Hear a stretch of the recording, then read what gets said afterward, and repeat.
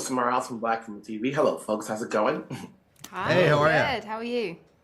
Good. For each of you, how much of an athlete were you before you took on this role, and how much more training did you have to do if you were already an athlete?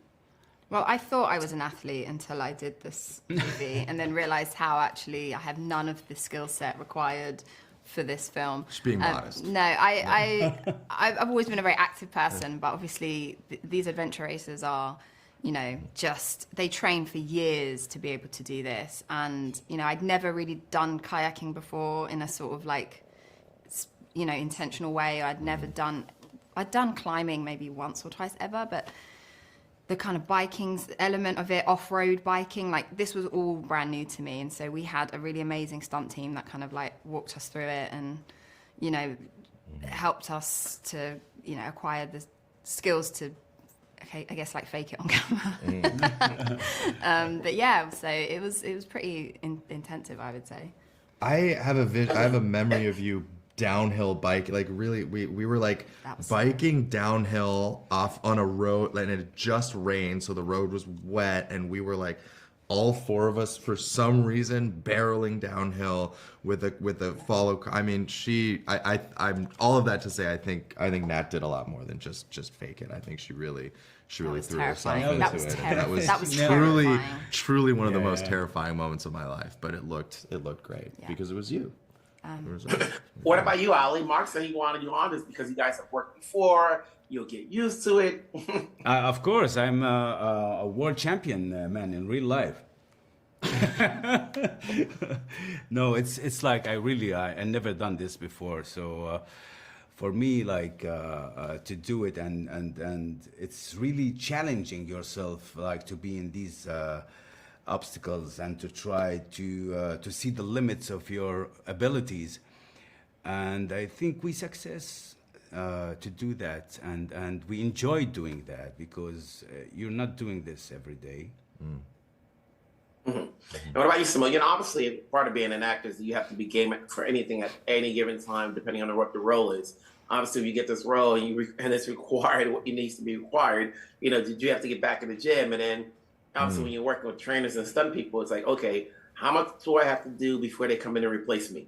Yeah. I think that's a part of a consideration of jumping into any sort of action movie. I mean, thankfully for me, this was the first movie that I shot after the kind of big Marvel one. So I was coming into it and I was kind of feeling pretty good about my athleticism. I was in good shape. But, it's also amazing how little these skills translate. I mean, just because you can do a fight scene doesn't mean that you can convincingly play a world-class kayaker or biker or climber, But we're very thankful because we had, a world-class stunt team that worked with us and supported us and, made sure that we had the training that we needed. And then B, we had Michael Lindnort himself, the man who wrote the book, who experienced the events of the movie and his relationship with Arthur, and he trained us. Yeah, he was there. He didn't have to be, but he was there early on and really taught us the ins and not just how to do the kayaking and the biking, but he taught us you remember the little tricks that adventure racers do, this is what you would pack in your bag, or this is little things that adventure racers do to save time. Yeah, this is how we would put our bottle here and this thing here because it's easy to access, and just those little kind of tricks that when you're on foot and cannot stop, or you're on your bike and cannot stop because you're against it, it's that was really interesting and really important information. He was following every details, small Yeah. details. He was there to really follow and to back up.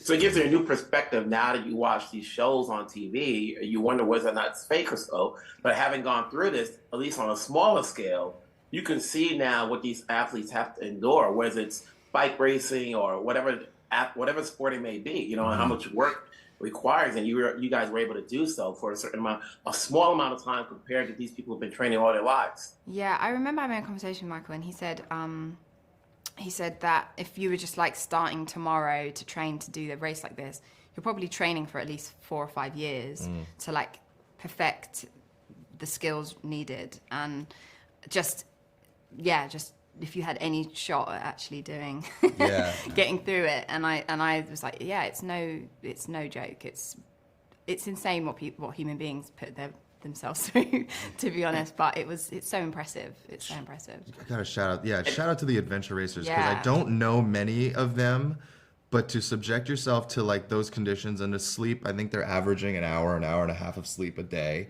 when they're in the middle of these races, and you're just sleeping, like you're laying your head on a rock, basically, literally, and then kind of up and at them onto whatever the next thing is in the transition areas of it all. It's like a wild.